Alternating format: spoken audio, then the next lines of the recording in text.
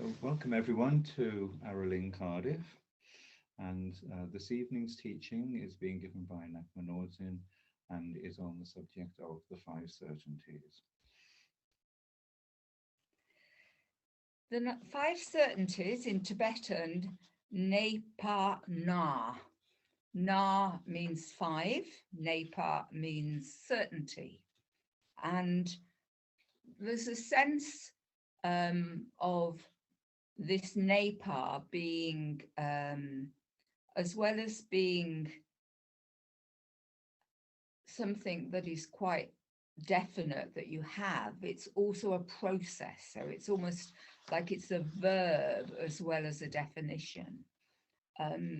So it's connected with having an understanding or a firmness, recognizing an authenticity, having some sense of devotion and connection, being bound by whatever it is you're feeling certain about, and a sense of the potential for something to materialize and something to be mastered. So the idea of these five certainties is that if they're present, then it is possible for transmission to take place. And transmission is a term that is used quite a lot in Vajrayana. But I'd like to take this teaching, first of all, out of the context of Buddhism to give a more sort of general everyday understanding of what the Nepa Na are about, and then come back to looking at them in the context of Vajrayana. So the five are teacher, teaching, time, place, and retinue. Now, just imagine you're going to a concert and you're going to see, listen to a piece of music that you know well, that you're familiar with, that you love, and you're really looking forward to hearing this piece of music performed live by an orchestra. So you are in the position for it to be the certain experience for you, because it's a teaching, a performance that you know, that you love. You are open and ready to be certain that this is going to be a wonderful experience. You're going to a nice concert hall to hear it. You're all prepared. The place and the time are good.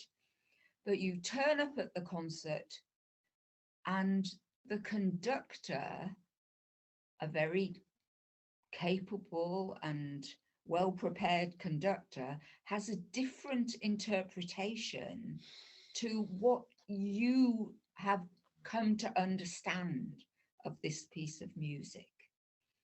And this interpretation, perhaps it's too fast, perhaps it's too slow, perhaps the tempo's different to what you're used to. We've been going through our classical record collection recently, because we've actually sold the records, and so we're replacing them with MP3s. And so several pieces that we've heard by different performers or different conductors, and it's quite surprising how different they can be, even though it's exactly the same music. Supposedly the notes are the same, but I think it's Peer Gynt is one that there's a particular speed at which for me, that piece of music is perfect. And if it's played too fast, it just doesn't work for me. So in a situation like that, the five certainties would not be present to enable the perfect transmission of that experience to be there for you. Now, I'm going to give one other mundane example before I move on to looking at it in the context of Vajrayana. And that is my violin lessons. So when I first started learning the violin a couple of years ago, I did a search for local violin teachers, and I found a very lovely young lady called Simone, and I had lessons with her for, I guess it was 6 months to a year, something like that. And she is a wonderful violinist and a very good teacher. And there was no reason why she couldn't have been a perfect teacher for me. But there were certain aspects of the situation that didn't work for me. She was all the way across Cardiff, so it was quite a big journey to get to and from her place. She could only teach, in the end, she could only teach evenings or weekends, which didn't really suit me. At first, I was having a lesson in the morning, and that was perfect. But then she stopped being able to offer that. But the thing that mainly made her not the perfect teacher for me was that she used beginner books. Now, if any of you have ever learned a musical instrument and been given a beginner's book, they are the most boring things you can imagine. You're learning maybe 10 or 12 bars of a bigger piece of music that are considered within your scope. And you'll be learning things like Three Blind Mice or Bar Bar Black Sheep, or beginners' books have these little simple tunes, which I'm sure for children are absolutely perfect. But for me, coming to learn violin as an adult, I was just bored, really. I was just, oh, I don't really want to play these things. I want to play real tunes, even if they're beyond me. I want to learn something that I'd be happy to do at a celebration or stand up and play for somebody once I can do it. So from that point of view, these lessons weren't perfect. And in the end, once I got as far as violin joggers, I think it was called, I thought, no, I've had enough of this. So then, through a dear friend of mine, Trinley, I was introduced to an online violin tutor. And this teaching happens through Zoom, like we're doing tonight, which wouldn't seem to be ideal if you first think about it, but actually it's absolutely fantastic. And I really feel as though I've found the perfect teaching. There are two tutors, Stuart and Melissa teaches very simple basic stuff, and Stuart is a highly accomplished violinist, and he might go a little bit slower for part of it, but he's covering a multi capability group. Some of them are really good players, and he doesn't really bring it down to a beginner level. So I have to fit in with what's going on, which actually suits me better. I like that better than being given all this beginner's stuff. Also, because it's on Zoom, everything is recorded, and I can do the week's lesson every day again if I want to on YouTube. I can go over and over it in my own time, slow the pace, because you can do that on YouTube, and just do part of the lesson, because I must say I find that the entire hour and a half, I am completely exhausted by the end of the lesson. So I can just do maybe 10 or 15 minute slots of it over several sessions. I can do it at home. I can, if I can't make it to the lesson, I can still have the lesson at a time that suits me. And the most wonderful aspect of it is that we learn real tunes. We learn proper fiddle tunes that you find professional people playing on YouTube, that you could go to a concert to hear a little band play. They're not classical, they are fiddle tunes, so they're more folky or period dance type tunes, but they're beautiful and they're real. And Stuart has the capacity to teach it, that if you're at my level, where I'm only just managing to do slurs, you can do it with every note is a single bow movement, or if you can build up to doing several notes over one bow movement. And then he introduces all sorts of other things that are just way beyond me at the moment, but it doesn't matter because I can join in at my level. So the five certainties are present: the perfect teachers, the perfect teaching, the time, the place, and the retinue, which is me and also the other people in the class. It's nice to be practicing with other people who are learning the violin, even though I may never meet them. But there's that sense of all these different capabilities being there and his capacity to accommodate that. So all the certainties are present for this transmission of learning the violin to take place. So now let's look at this in the context of Vajrayana.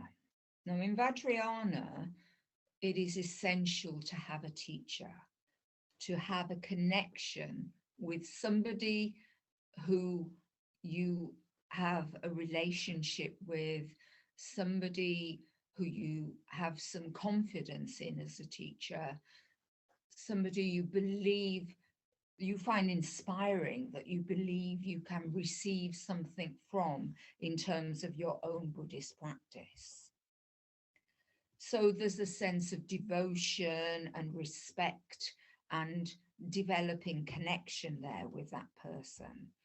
But also there must be the certainty from the side of the teacher that whatever it is the teacher is teaching, they need to have the capacity to teach that. They have to have the experience, the knowledge, the insight to be able to give the teaching so that it can come to you as transmission through your own understanding. And in terms of Vajrayana, that teacher needs to be part of an unbroken lineage of practice, such as the Aro lineage, which dates right back to Yeshe Tsogyo, that there needs to be this thread of unbroken practice at which the current teacher, the living teacher, is the embodiment of that. Then the second one, the teaching. The teaching that the teacher is giving to you must be something that you are able to receive. If the teaching is way above your capacity and you're not able to embrace it, to understand it, then that teaching is not actually going to be a certainty for you at that time. It may be at another time, but nevertheless, it might be possible that it is still an experience of inspiration, even if it isn't possible for you to grasp and receive transmission of that teaching at that time. And from your side, for the teaching to be a certainty, you need to have prepared yourself to be a practitioner, to be engaged in practice, so that you are ready to receive this teaching, so that you are in the perfect state as a practitioner to hear this teaching and for it to have meaning for you. Now, the teacher also, in terms of the teaching, needs to have some sense that the person they're giving the teaching to is ready to receive it. Now, in Sutrayana, this is not really an aspect of the teachings, because all the Sutrayana teachings are regarded as universally available, that any human being with basic intelligence and the senses to hear and understand the teaching can receive any Sutrayana teaching. But once we move into Vajrayana, the teachings are not so immediately accessible, not necessarily. For example, if the teaching that is being given is with regard to a practice of a yidam, an awareness being, then this is extraordinary. It's outside of ordinary experience. Such symbolic practice, to engage with such symbolic practice, requires a sense of going along with it, respecting the teacher and believing in the teacher and the teaching from the experience you have gained of that teacher and from the ongoing sense of connection with them, that you believe that if that teacher is offering that teaching, then it is authentic, then it is valid, then it has a purpose, it has a principle and a purpose. Even if it isn't possible to grasp that principle or the purpose of the teaching intellectually, then as a practitioner, one is open to being able to receive transmission and discover the principle of purpose of the practice through then engaging in the practice. So there has to be this sense of being able to be open and conjure with the situation when the extraordinary teachings that are offered in Vajrayana are being given to you.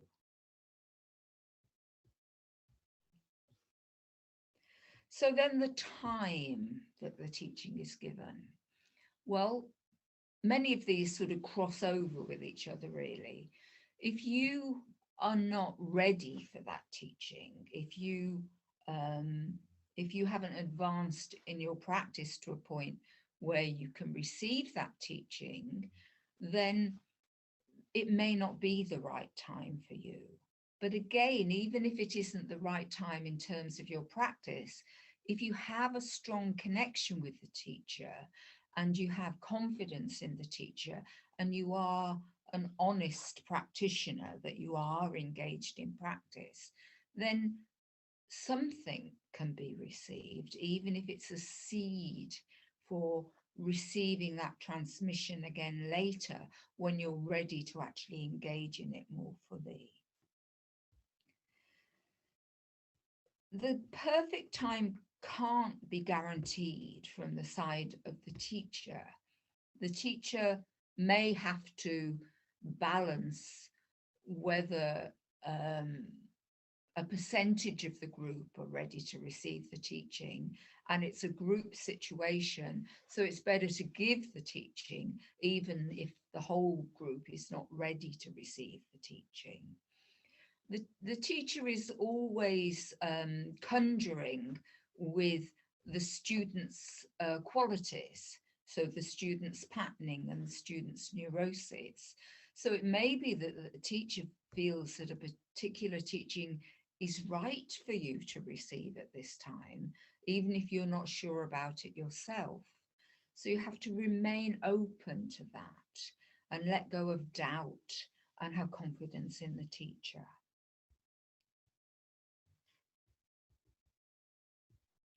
Now, the teacher takes responsibility, in a sense, for whether it is the right time to be giving this teaching to this individual or this group of people, because if it's the wrong time to receive a teaching, that can create obstacles. If, for example, the teaching makes doubt arise in the student because it is too extraordinary for them to grasp, or appears to contradict teachings that they've received before, and they don't have a sufficient connection with the teacher to allow that to be played with, then that could create an obstacle for the student. And if the student feels that's happened, then you can always approach the teacher about that. You can always ask the teacher about any doubt that has arisen from receiving a teaching. And so the certain place where transmission may be able to take place, the nature of the certain place is going to vary considerably on the type of teaching that is being given. So, for example, there are some teachings for which huge preparations have to take place. For example, the Kala Chakra empowerment, they make a mandala and huge preparations have to take place for that. I remember once we went to an empowerment in London and the preparations took a week before you actually received the empowerment over 2 days. So the preparation for the receiving a transmission could be very elaborate, or they could be elaborate in terms of where you have to go. So perhaps you have to climb a mountain. As this will, yes, some of our students are smiling because there are teachings that we have given them that involve them having to climb a mountain, because there are certain teachings in the Aratea lineage that need to be given in the environment of a wild place, a rocky mountainous place, a place where there's a vast view. And these teachings can't be given in the same way as transmission if you're sitting in a shrine room. So that is something that may be involved, is an effort of climbing a mountain and having to go somewhere to receive this teaching. But if the teaching even is just happening in a shrine room, such as we have here, or we have at Drala Jong, there will be preparations that need to be made. Perhaps certain implements need to be cleaned and polished. Perhaps the room has to be laid out in a certain way, so that the teacher can use the necessary implements for giving the empowerment. It may be that the place where the teaching is given needs to have a history of itself, of practice. So certain teachings need to be given in a shrine room or a shrine hall or a gompa, because there needs to be that sense of a continuum of practice there before it's possible to give them. Another example of this might be that certain termas can only be discovered if a male tertan has a female practitioner with them. And it doesn't necessarily have to be that that person is their sangyum, their spiritual partner, or even part of their sangha, but this particular female practitioner needs to be with them in order to mirror the relationship between Guru Rinpoche and Yeshid Sogyal, in order for that terma to be revealed. So this would be an aspect of the Five Certainties needing to be present in that situation.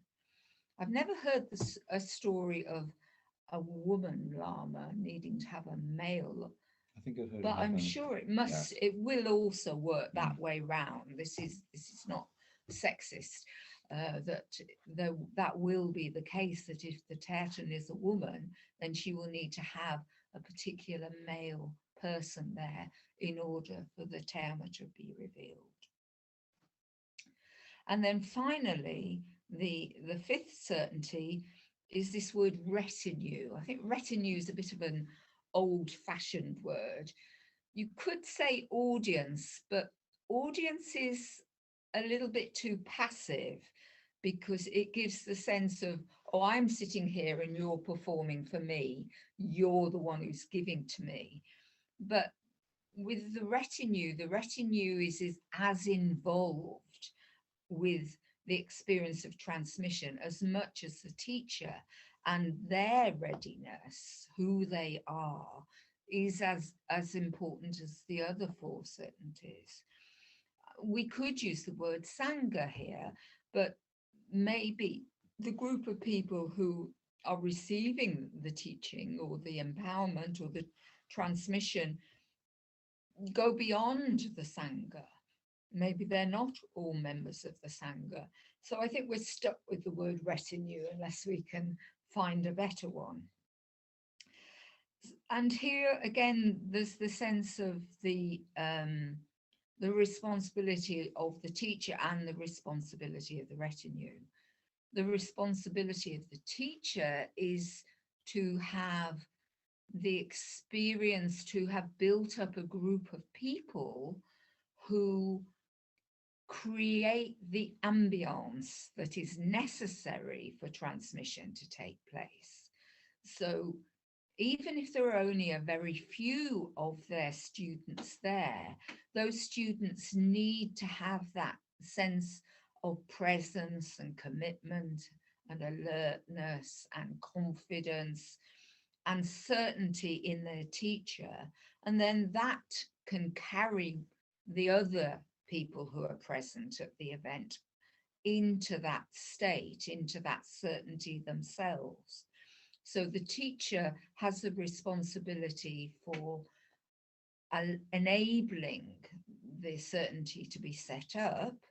And then the retinue, the people who are there, have the responsibility of being practitioners, of being open to receiving the teaching, the transmission, the empowerment, whatever it is, to being open to whatever that is, not laying an expectation on it and then being disappointed when they don't experience fireworks going off or the teacher suddenly radiating golden light or something like that. We mustn't go to these things with these expectations. It's actually quite good to go to these things with a sense of, I'm not sure whether I am going to understand this, but I know it's valuable. I don't know whether I'm going to be able to receive transmission, but I believe that transmission is possible. So I'm going to be as open to that possibility as I can be. And in terms of those of us here who are members of the Sangha, we have a responsibility to behave correctly with one another, to be kind to one another, to be open with one another, to enjoy each other's company and delight in each other's successes and be there to help each other when there are failures or where there's unhappiness or pain. And being prepared to be part of a group in that way creates the certain atmosphere within the practice group that the certainties can therefore be present. So I'll just repeat the 5 again, just so that they are there in your mind. There's the ne pa na.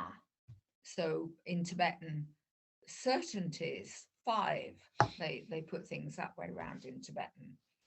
And that these are the certainty that is there when you really have confidence in something, when you have a sense of devotion, the certainty you have with a loving partner that even if something they've said seemed a bit odd, you know they're not intending to hurt you. That when a child is rude to you, it's because they don't have the language or they haven't yet understood it's rude. It's that sort of quality of devotion that you allow the love to override anything that might have jarred. We've had Zoe with us today, and sometimes they have no idea what is rude. They have no idea that you don't actually say those sort of things in public, or you don't ask people those sort of things, which it's delightful if you allow it to be delightful. So there's this sense in these certainties that by engaging in them being present and believing they can be present because of your relationship with teacher, teaching, and your group of practitioners, that something can materialize, that a seed can be sown or transmission can actually happen. So it's active as well as being an audience. Teacher, teaching, time, place, retinue. And remember, anything you want to do, anything you want to get enthused about, there's a sense that you can create these in order that that is possible, including violin lessons and concerts. Yes.